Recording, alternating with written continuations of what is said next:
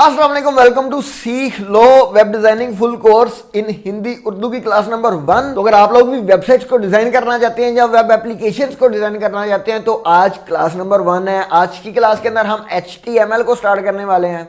थोड़ा सा स्कोप आपको बता दूं कि वेब डिजाइनिंग कहां पे आप यूज कर सकते हैं। वेब डिजाइनिंग के बाद आप फ्रीलांसिंग बहुत अच्छी कर सकते हैं। फ्रीलांसिंग का बहुत एक वाइड कैटेगरी है जिसको कि आप टारगेट कर सकते हैं। उसके बाद मैं आपको बताऊं तो आप अपनी भी वेबसाइट क्रिएट कर सकते हैं, अपना कोई ऑनलाइन बिजनेस स्टार्ट कर सकते हैं या ऑनलाइन ब्लॉग स्टार्ट कर सकते हैं। लेकिन उसके लिए आपको कुछ पढ़ना पड़ेगा, कुछ करना पड़ेगा। तो वेब डिजाइनिंग का मैंने आपको पिछली एक इंट्रोडक्शन क्लास जो कि हमने रखी थी उसके अंदर बताया कि वेब डिजाइनिंग में सबसे पहली चीज होती है जी HTML। तो HTML stands for hyper text markup language. ये लैंग्वेज याद रखिए कि कंटेंट डालने के लिए होती है। सिर्फ आप इससे सादा लिख सकते हैं, लिखाई कर सकते हैं। इन शॉर्ट मैं आपको ये बताऊं, यहाँ कोई सादा मीडिया जो है उसको ऐड कर सकते हैं। उस पर डिजाइनिंग आपने HTML के साथ नहीं करनी। डिजाइनिंग के लिए एक पूरी लैंग्वेज है जिसको कि CSS बोला जाता है। अभी आपने HTML पे फोकस करना है और कॉपी पेंसिल अपने पास रख लीजिए और अभी लैपटॉप की स्क्रीन पे जाके HTML का कुछ थोड़ा सा बेसिक स्ट्रक्चर देखते हैं कि कैसे हम HTML को कंपाइल कर सकते हैं। तो चलिए आज की क्लास को स्टार्ट करते हैं।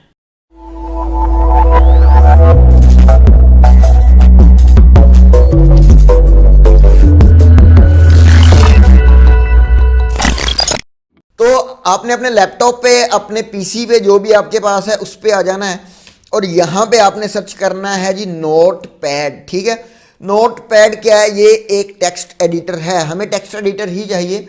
तो नोटपैड आपने यहाँ पे खोल लिया। अब मैं यहाँ पे एक लाइन लिखने वाला हूँ कोड की, तो उसको आपने देखना है। ये मैंने एक लाइन लिखी जी H1 के बाद मैं यहाँ पे लिखता हूँ जी सैम्पल हेडिंग। ठीक है, ओके। तो सैम्पल हेडिंग मैंने लिख दिया। अब मैं क्या करूँगा, अब मैं यहाँ पे H1 दोबारा लिख दूंगा एक स्लैश डाल के। ये क्या है अभी आपको मैं समझाता हूँ क्या है। अच्छा, अब यहाँ पे आप सेव कैसे कर सकते हैं? फर्स्ट ऑफ ऑल तो आपको यहाँ से फाइल के ऑप्शन में जाके सेव का या सेव एज का ऑप्शन मिल जाएगा, आप इसको सिलेक्ट कर सकते हैं। यहाँ पे आपने क्या करना है, यहाँ पे आपने अपनी फाइल का नेम देना है और उसकी लोकेशन देनी, कहाँ पे आप उसको सेव करवाना चाहते हैं। ठीक है, ये मैंने अभी यहाँ पे डेस्कटॉप ही सिलेक्ट किया है। तो यहाँ पे मैं फाइल का नेम देने वाला हूँ। फाइल का नेम हम क्या देंगे? लेक्चर 1। ठीक है, अब आगे भी अभी इतने से काम खत्म नहीं हुआ। कोशिश करना है कि लेक्चर 1 के अंदर, अब जैसे मैंने ये लेक्चर 1 लिखा है तो नाम के अंदर स्पेसिस ना आए। तो इसके आगे अब हमें देनी पड़ेगी इसकी एक एक्सटेंशन। एक्सटेंशन क्या होती है? वो चीज़ जो कि आपकी फाइल को रिप्रेजेंट करती है कि आपकी फाइल किस टाइप की है। अभी फिलहाल के लिए ये .txt है, लेकिन आपने यहाँ पे इसकी एक्सटेंशन चेंज कर देनी है, .html कर देनी है। HTML वो पेज होता है जो कि वेब पेज होता है। ठीक है, इसको मैंने अब यहाँ पे सेव कर दिया है। अब अगर जाके इसको खोलते हैं तो यहाँ पे डेस्कटॉप पे हमारे पास ऊपर ही ये lecture1.html आ चुका है। तो ये वेब ब्राउजर के अंदर जाके ओपन हो जाएगा। अब यहाँ पे आप देख सकते हैं कि वही जो सैंपल हेडिंग मैंने यहाँ पे लिखा था वो आ चुका है। अच्छा, अगर आप अब गौर करें तो यहाँ पे तो सैंपल हेडिंग के साथ ये मैंने कुछ और भी लिखा था, लेकिन यहाँ पे सैंपल हेडिंग अकेली आई है। तो ये डिफरेंट क्यों हुआ? ये ऐसा डिफरेंस क्यों आया है? तो ये इसलिए आया कि ये एक लैंग्वेज है। ये किसकी लैंग्वेज है?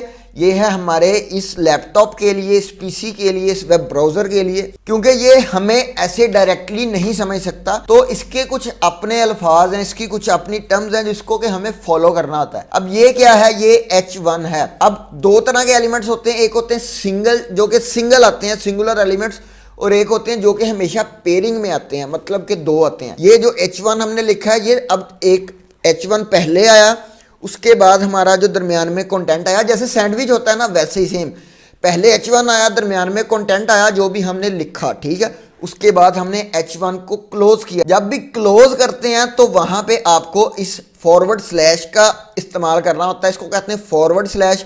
दो तरह की स्लैशेज होती हैं, ये होती है बैक स्लैश और ये पहले वाली जो है ये है फॉरवर्ड स्लैश। फॉरवर्ड स्लैश आपको मिल जाएगी कहाँ पे? ये क्वेश्चन मार्क के ऊपर आपको मिल जाएगी। आप शिफ्ट और क्वेश्चन मार्क दबा सकते हैं आप। ओके, तो फॉरवर्ड स्लैश के बाद हमने यहाँ पे वही वाला एलिमेंट क्लोज कर दिया। अब एलिमेंट को लिखने का मैं आपको तरीका बता रहा हूँ, दोबारा ध्यान से सुने। एलिमेंट को स्टार्ट कैसे करना है? लेस देन सिंबल, उसके बाद उस एलिमेंट का नाम। अब देखिए मैं यहाँ पे दूसरा एलिमेंट ले रहा हूँ H2। अब ये क्या है ये मैं आपको बताता हूँ। फिर बाद में एलिमेंट का नाम लिख के आपने उसको क्लोज कर देना है और उसके अंदर आपने कंटेंट लिखना है, जो भी आपने लिखना है। ये है हेडिंग लेवल 2, ठीक है। हेडिंग लेवल 2 क्यों है मैं आपको बताता हूँ। फिर दोबारा उसको क्लोज करना है, ये पेयरिंग में आ रहे हैं, सैंडविच में आ रहे हैं, ठीक है। तो यहाँ पे H2 को क्लोज कर दिया हमने, फॉरवर्ड स्लैश डाली और H2 लिख के हमने H2 को क्लोज कर दिया। अब मैं सेव करता हूँ। अब देखते हैं, इसको थोड़ा सा रिफ्रेश करते हैं तो देख सकते हैं कि हेडिंग लेवल 2 क्रिएट। अब गौर करें कि यहाँ पे ये जो हेडिंग लेवल 2 है, ये हेडिंग लेवल 1 से थोड़ा सा साइज में छोटा आ रहा है। क्यों छोटा आ रहा है? तो HTML हमें 6 लेवल्स देती है, 6 लेवल्स देती है, प्रोवाइड करती है आपको यूज करने के। तो H1 से लेके H6 तक आएंगे। जिस तरह H1, H2, H3, H4 आते जाएंगे, उसका साइज जो है वो उसी तरह कम होता चला जाएगा, डाउन होता जाएगा। तो हेडिंग्स के लिए मेरे ख्याल से इतना काफ़ी है। अभी आपने इसकी प्रैक्टिस करनी है, आपको समझ लग जाएगी। एक और एलिमेंट मैं आपको करवाता हूँ, वो है P का, पैराग्राफ का। तो पैराग्राफ लिखने के लिए आपको P लिखना पड़ेगा। P की स्टार्टिंग भी है, P की क्लोजिंग भी है, P भी पेयर में आ रहा है, ठीक है। सिंगुलर एलिमेंट कौन सा मैं आपको वो भी दिखाता हूँ। इसी के बाद आपको दिखाता हूँ P के अंदर ही दिस इज ओके। तो अब मैं इसको सेव करता हूँ। सेव करने के बाद सेव मैं Ctrl+S इसकी शॉर्ट की है, Ctrl और S, Ctrl+S से सेव हो जाता है। इसके बाद मैं इसको रिफ्रेश करता हूँ तो देख सकते हैं कि नीचे एक पैराग्राफ आ चुका है। अभी तक हमने 3 एलिमेंट्स देख लिए हैं, H1, H2 और P को। H1 to H6 heading level है, H1, H2, H3, H4, H5, H6 same ऐसे ही आएंगी जिस तरह ये हम यहाँ पे यूज कर रहे हैं। ओके, P का एलिमेंट आपने देख लिया। अभी तक पेयरिंग वाले आपने एलिमेंट्स देख लिए हैं। अब आपको एक सिंगुलर एलिमेंट करवाने वाला हूँ। ओके, तो अभी मैं यहाँ पे फुल स्टॉप डालता हूँ। एक और लाइन हम लिखने वाले हैं। वो लाइन हम क्या लिखेंगे? थैंक यू फॉर सब्सक्राइबिंग, ठीक है। सब्सक्राइब अगर आपने नहीं किया तो सब्सक्राइब आप कर लें, क्योंकि वीडियोस आने वाले, वीडियोस तो वैसे मैंने अपलोड कर दी है HTML की, लेकिन और भी कोर्सेज आने वाले हैं। CSS के बाद हम बैकएंड पे भी जाएंगे और जितनी भी प्रोग्रामिंग की लैंग्वेजेस हैं जो कि काफ़ी ज़्यादा फेमस हैं, उनको कवर करने की कोशिश करेंगे। ओके, तो मैंने इसको अभी सेव किया है। अभी आप लोग देख सकते हैं कि यहाँ पे ये लाइन आ चुकी है। लेकिन मैं अब चाहता हूँ कि ये जो थैंक यू फॉर सब्सक्राइब वाली लाइन है ना, ये this is a sample paragraph के नीचे आए, ठीक है। तो 2 तरीके हैं इसके। फर्स्ट ऑफ ऑल, पहला तरीका तो ये कि आप यहाँ पे एक P ले लें और P को ऐसे आप दोनों टैग दे दें और इसके अंदर ये जो लाइन है, ये वाली लाइन, इसको इसके अंदर यहाँ पे लिख दें, बिल्कुल यहाँ पे। तो उसके साथ क्या होगा कि ये वाली लाइन बिल्कुल इसके नीचे आ जाएगी। लेकिन हम ऐसा नहीं करने वाले, ऐसा कर सकते हैं वैसे आप, लेकिन मैं दूसरा आपको एक टैग करवाने वाला हूँ। तो वो टैग एग्जाम्पल है एक जो सिंगल टैग एग्जिस्ट कर सकते हैं। तो यहाँ पे डालना है, तो यहाँ पे एक टैग मैं डाल रहा हूँ BR। अब आपने गौर करना है कि ये जो टैग है, ये इसकी क्लोजिंग कोई नहीं है, ये बस मैंने यहाँ पे स्टार्ट कर दिया है और दैट्स इट, खत्म।